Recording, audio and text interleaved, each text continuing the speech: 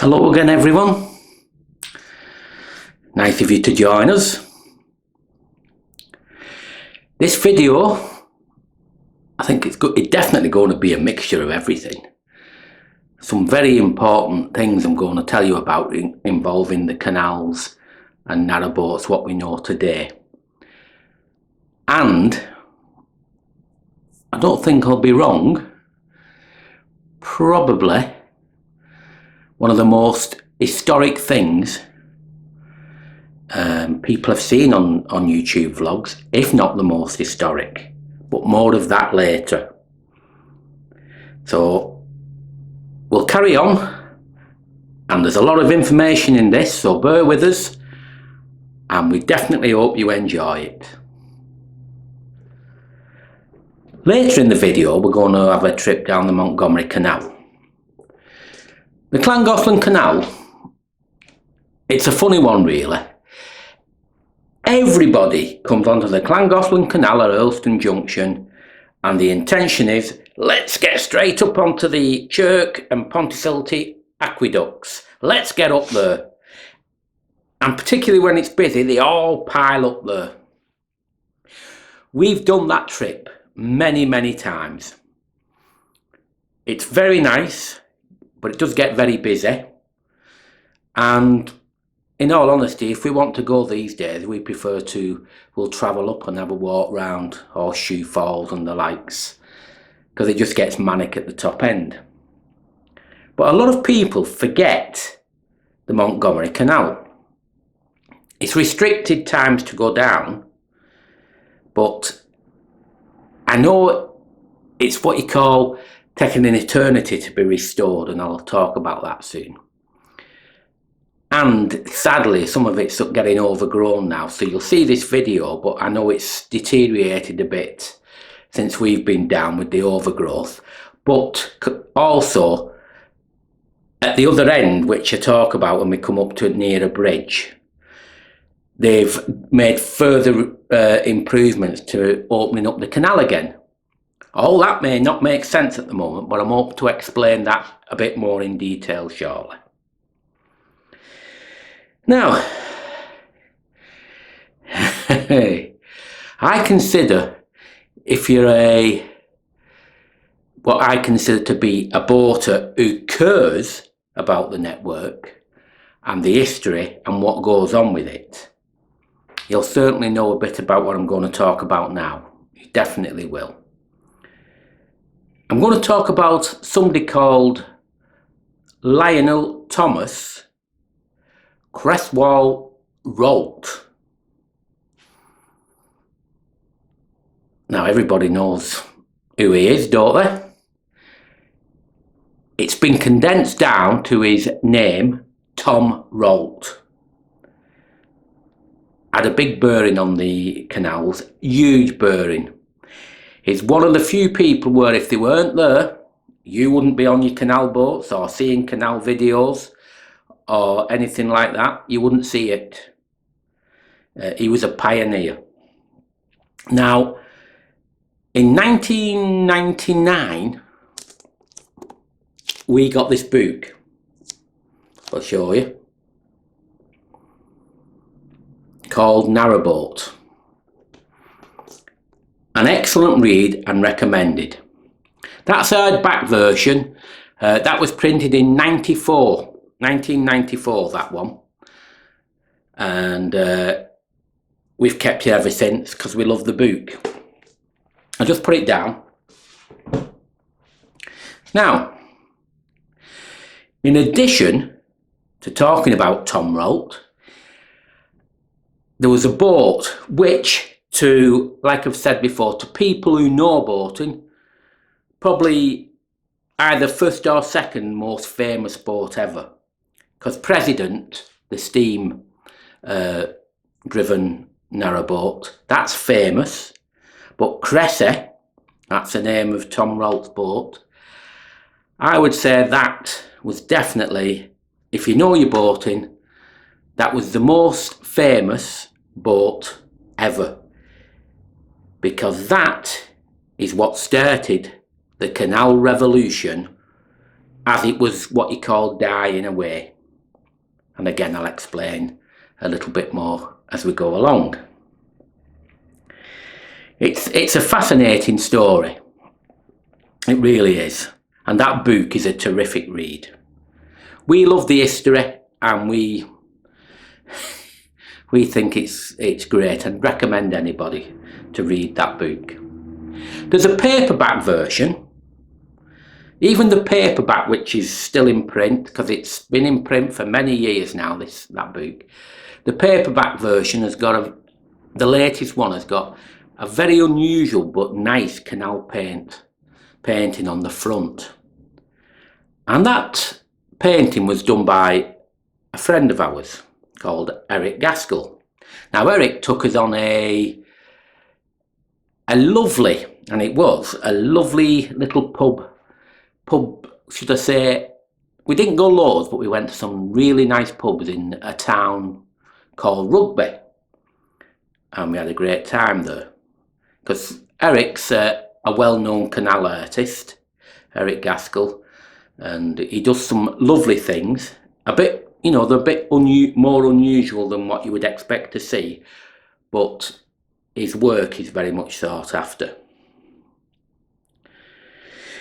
Now, let's get going on a bit more. In the previous video what I did, I just called it, I can't remember what it was called, it was something like Familiar Views, Perfect Narrowboating, or something like that, or similar. Anyway, that's it, that's by and by. I showed a picture on the front. Now that picture is extremely interesting to us, and it might have meant nothing to yourselves, but what you're looking at, that beautiful house there, at the side of it at the front is, or was should I say, a dry dock. And you think, well, what's that got to do with anything? Well, this is where the story starts. Many years ago, Cressy was built near the Ponticelti Aqueduct, as it was known at the time as the Shropshire Union Flyboat. And there's only one left now, which we've had the pleasure of actually bringing it up the Montgomery locks. A boat called Saturn, which is a flyboat. Now Cressy was based on that, and it's quite unusual, this, what I'm trying to explain. All these canals were being built. The Llangollen Canal, as you know it now, was the Ellesmere Canal, and it had branches on it everywhere. Cool. It's a wonder it wasn't called the Tree Canal, because it had that many branches on it. And it went off in different directions, some not making anywhere near where they expected, like the western arm, which is what you saw in the previous video as well. That's supposed to have gone a lot further, and it was going down to Shrewsbury. It never happened because of money problems. But I digress a little bit. So we know all that's got branches everywhere.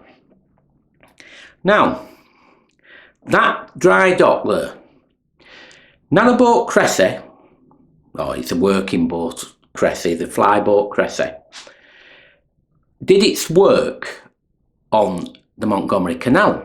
Now the Montgomery Canal was very unusual in the fact that they did not look at making money from the giving dividends to shareholders and that.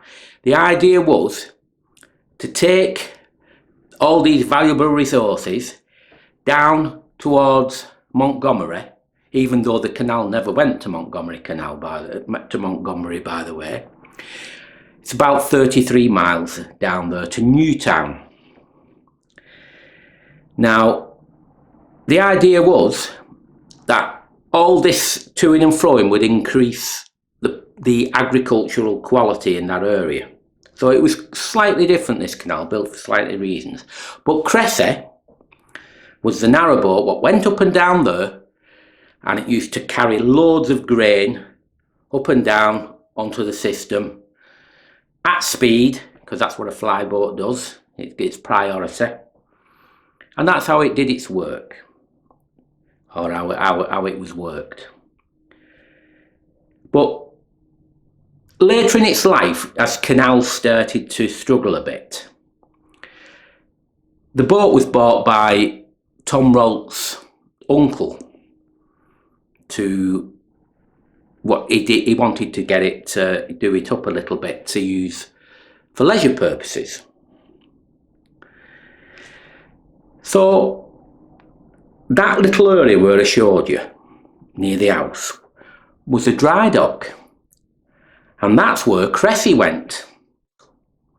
It was converted and was one of the first leisure boats ever converted and made in that spot. So historic, and people don't realise that, but it was done there, and the boat was used a bit. Now what you've got to remember now, as the years were going on, these canals weren't being looked after very much, because they'd served a purpose and they weren't as busy and weren't as profitable. This boat was used a few times by Tom Rolt's uncle, and Tom Rolt went on that on its maiden voyage and loved it, and it got him thinking. It became like an obsession of his that he would love to cruise the canals on a boat, and he thought it'd be great to live aboard while doing it. And then that petered away somewhat, because Tom Rolt was an engineer and he was interested in other things as well, cars, railways, and he wrote a lot of books. But his uncle bought the boat back years later, and eventually it found its way to Tom Rolt again when Tom Rolt decided to buy it. But this time the boat had moved down onto the Oxford Canal, and work was done to his boatyard. Now again, boaters, they'll know what that is, because that's so famous as well. And he spent time he'll be in the 30s, and he'll spend time putting the boat to exactly what he wants, how he wants it. And you've got to bear in mind, he was married as well, and him and his wife were going to go on it on a trip on the canals. What they decided was, once they've got it done, they'll take it on this trip, which they did in 1939. And you think, what's going to happen on the, if they're not being maintained? And canals at this time were being filled in as well and totally left. Some were like cesspits.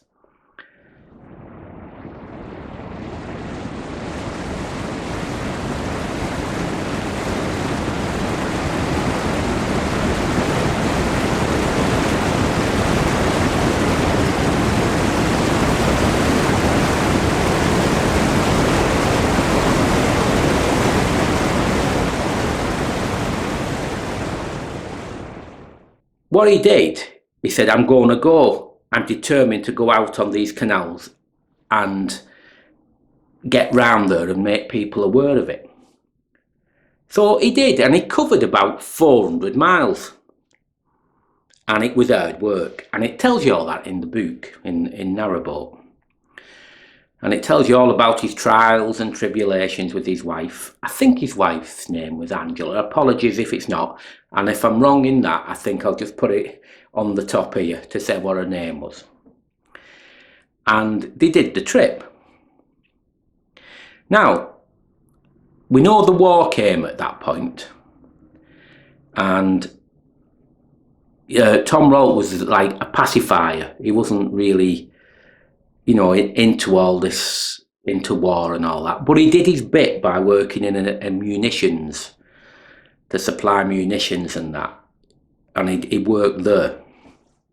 So it was later in 1940s when he'd finished writing his book about his adventures. Hence what I showed you, the book Narrowboat. In 1944 he released it, and it was a huge success. Everybody was so interested in it, and he became a bit of a celebrity on the back of it. So it became so popular. It's still in print today, by the way, Narrowboat. But it didn't finish there. All this publicity started to have a huge impact on people thinking about canals and use for leisure.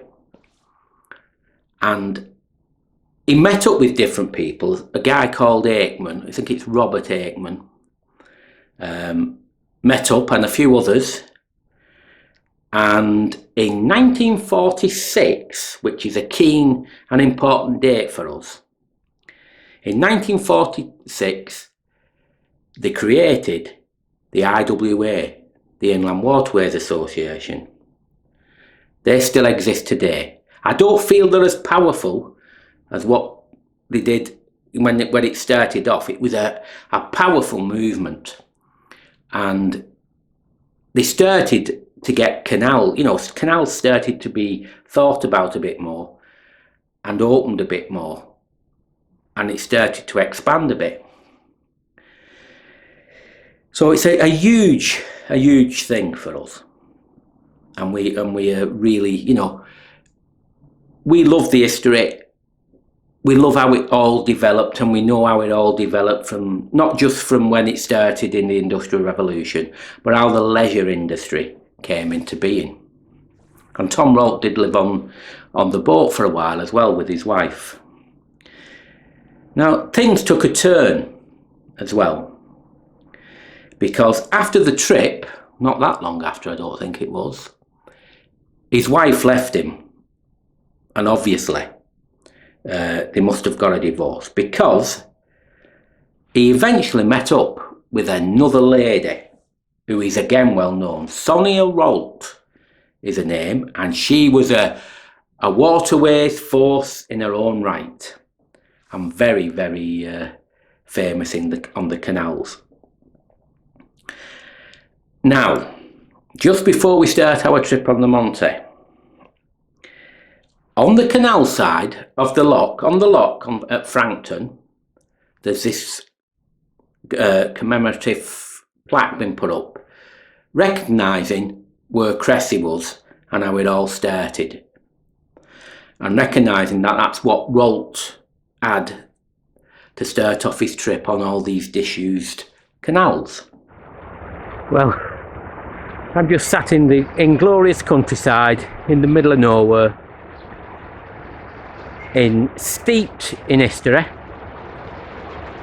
and this sort of thing really does, it just gets to me. It really does, because me and Bernadette, we just, we're just obsessed with boating, and we need to know about the history and why things are there. It's so important, so important. We couldn't just have a narrowboat, get on the boat and be on the water and know nothing, because that's not the way it is. So I mean, Bernadette's at the back again doing her usual thing, chatting to somebody at the top of these locks what we're going through, or going to go through tomorrow. But we're just thrilled to be here, absolutely thrilled. And it's really magical and hard for people to understand how remote it is. But it is truly fantastic. His wife, Sonia, went to these locks, and the plaque that's where the commemoration plaque was.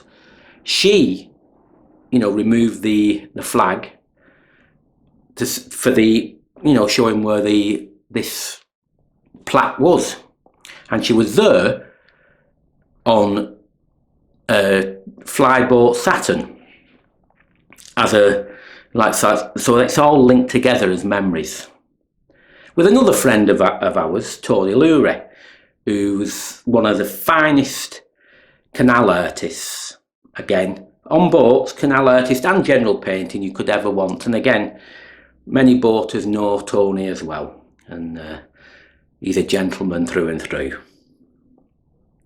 So you've got a bit of the history there of the Monty and everything. But what happened with the Montgomery Canal, at the bottom of Frankton Locks, there was a breach. Now, the Monty was notorious for breaches. And when that happened, this is why it's being restored now, they abandoned the canal because the canals weren't as, you know, at the time weren't as popular. So that Monty got abandoned. But the restoration, which I won't go into it too much now, but the restoration has started, and there's about 7 miles being used, and it's going on to eventually connect it back up to Newtown. I think I've got the name. If I've got that name wrong, I'll put the right one at the top there, because there's so much to remember. So, you've got a big explanation there.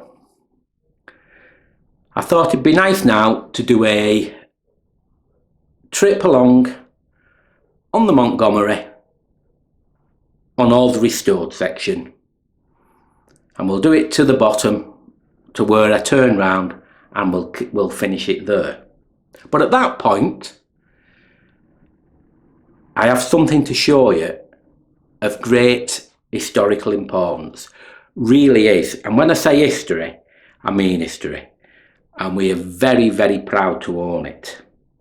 But that's at the end of this cruising video, which, like our others, we hope you enjoy. These are all very scenic locks along the Monty, or where we are. It's still scenic at the other end as well, but obviously we can't get our boat there. But they're quite new in lock terms as well. Right, this is another very historic place on the Monty, the Graham Perma Lock. Now, he was the founder of the Waterways recovery group. So there's a lot of history down here on the Monty. So if he hadn't have founded the recovery group, this wouldn't be here. And of course, further back when I was talking about it, if Tom Rolt hadn't have got Cressy and did what he did, there's every chance that many canals, or all the canals, wouldn't have been here anymore, because he was the founder of the IWA with a group of other like-minded people. So we've got to be very thankful to these people, or we wouldn't have this lovely environment we have now. Are you walking or getting on? Yeah, I'll walk it. Alright.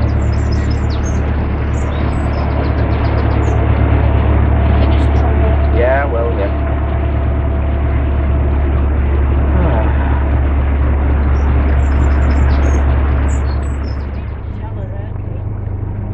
It is. Hiya. Oh, we're fine. Unbelievable how many people we know. Lovely house this. Now, Howard used to be one of the CRT managers, and like us now, he's took retirement.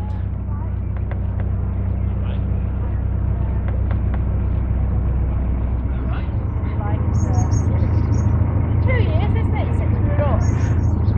Yeah, it will be, yeah.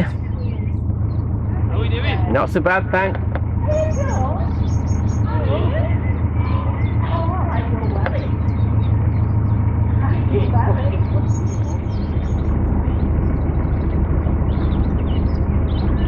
Totally magical, absolute magical. We're now totally remote.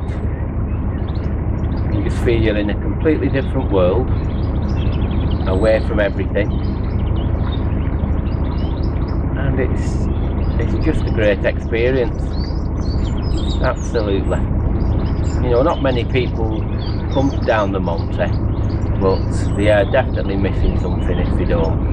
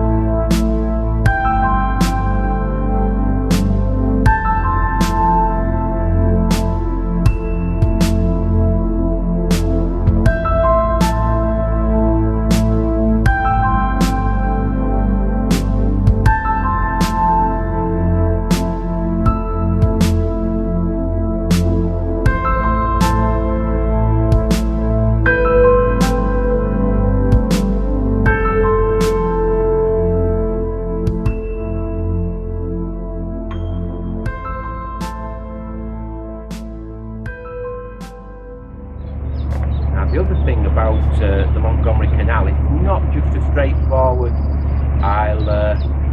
we'll restore the canal, because the English heritage, you know, all the nature and all that, they're concerned about it, and it's been made a designated area of special scientific interest on account of rare plants, insects, you know, the newts and everything.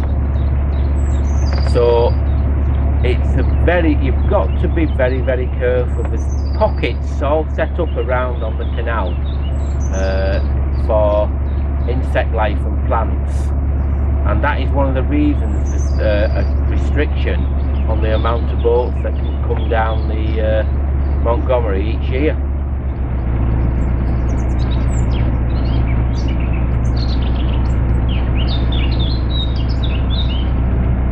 Talk about being at one with nature now, my goodness.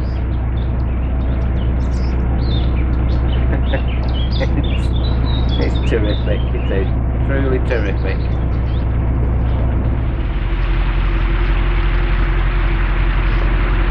Bernadette's been doing some camera work as well, so we'll get that in as well as I'm talking.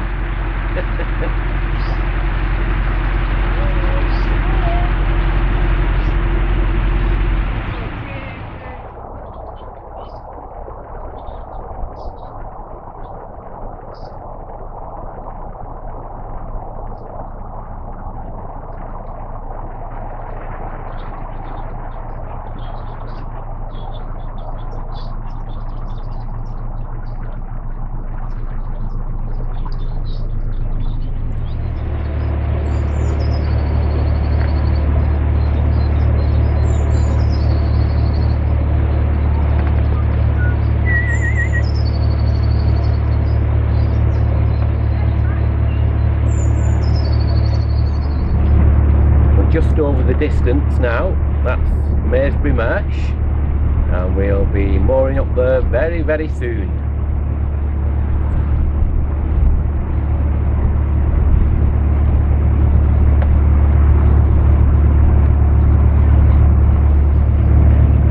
So we're just coming into the small area or small village of Maresbury Marsh. Now you'll see a few boats here because some actually moor permanently down here.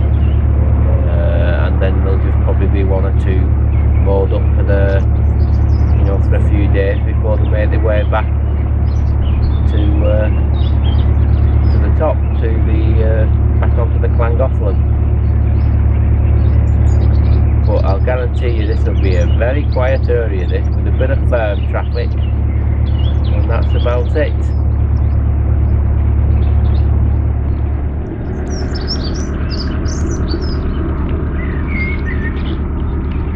Yes, a little bit wet, so we can't do any filming, so that's the reason. But we'll get on with everything else and continue the best we can.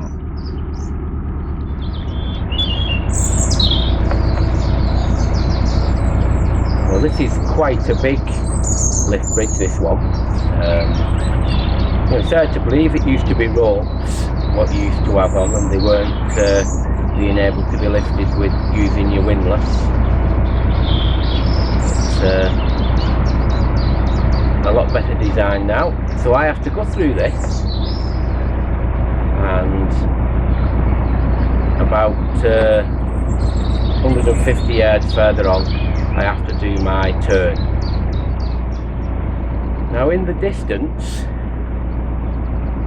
just go in a bit, you will see a bridge near the house. That's where the restoration is still taking place. You could go down there a fair bit, well, not a fair bit, I think it's about a mile, but you'd have to reverse back up. So we'll refrain from that for now. But we would have walked down if the weather had been good, so we'd have to save that for another day, unfortunately.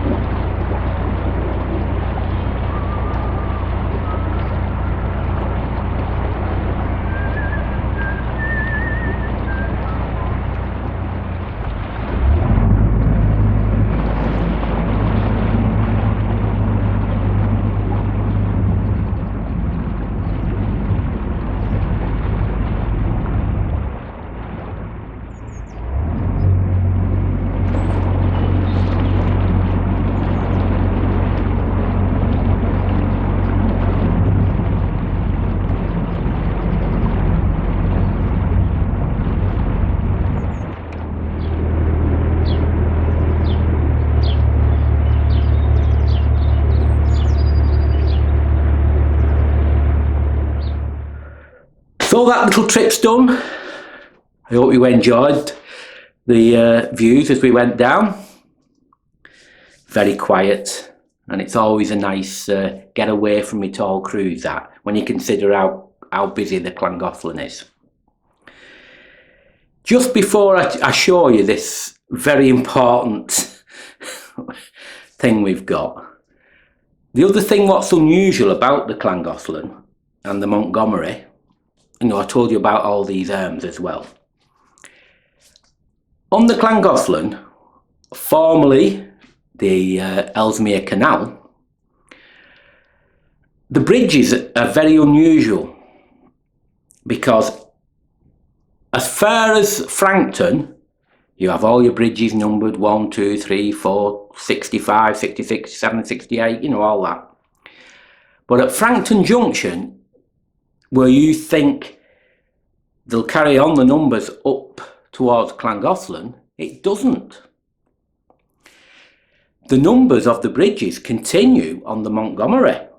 So you get the rest, 71, 72, 73, going down the Montgomery Canal. And as you go through the bridge at the junction on the Llangollen, they start at 1 again. So you think, well, what does that matter? Well, it is unusual. These days there's a prefix to it as well. They put 1 and a W next to it. I'm thinking that 1 means you're on the Wales side, you know, 1W, 2W and all that, all the way up the Llangollen. Why? Well, there's been a few problems. If you don't know, and we know this has happened as well, and I think it's happened in the past, if you don't get your numbers right, you imagine up to, I think it's 69 on the Llangollen, and then they continue down on the Monte, you know, the higher numbers.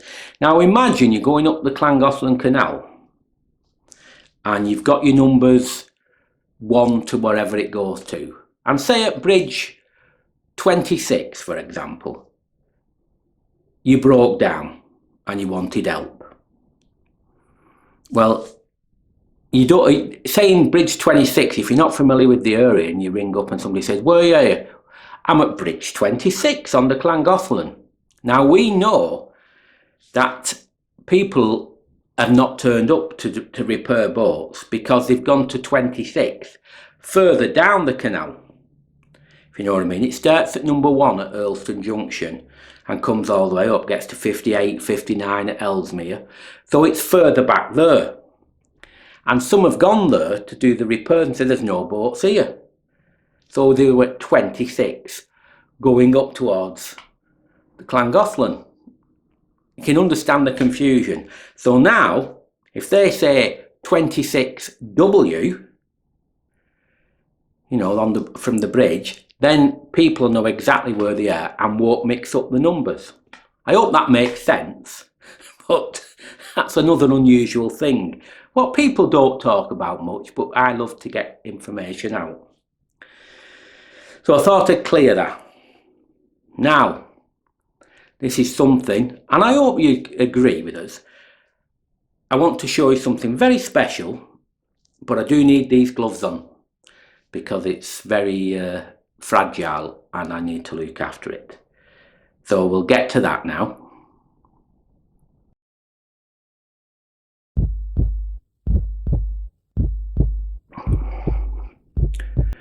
I showed you this book earlier, Narrowboat. It was printed in 1994, that one, and we got it in 1999. Now, what do I have here? Very, very special. See if I can see, if you can see it there. I hope you can. Well, if you notice what it's called,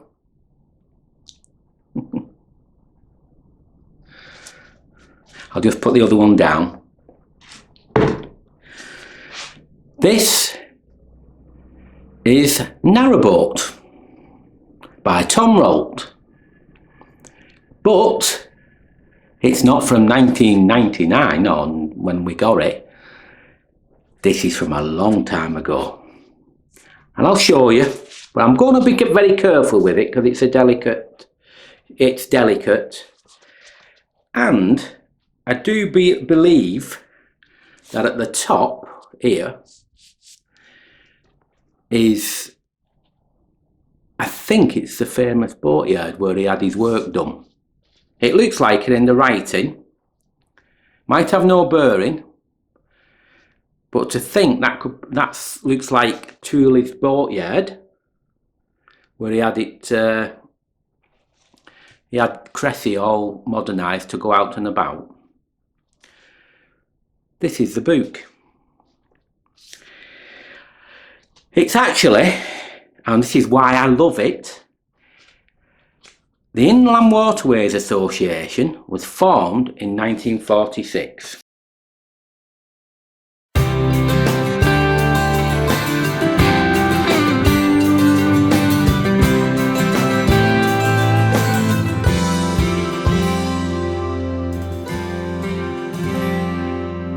There's all the interiors of it. I won't show too much, but, and I hope you can see it. In fact, I might show it you closer up because I'm very, very proud of this. I don't know if you can see it. If not, I'll do it closer. If you look at that,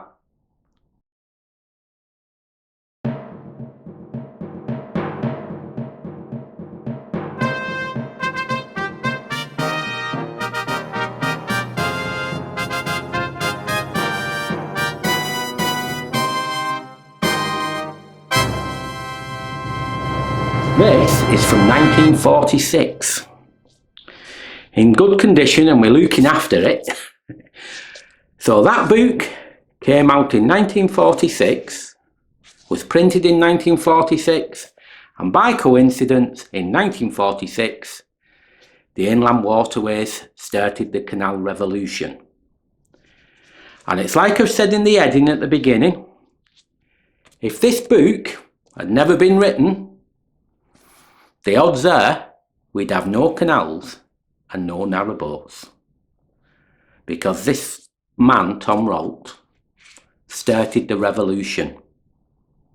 So that's why it means so much to us.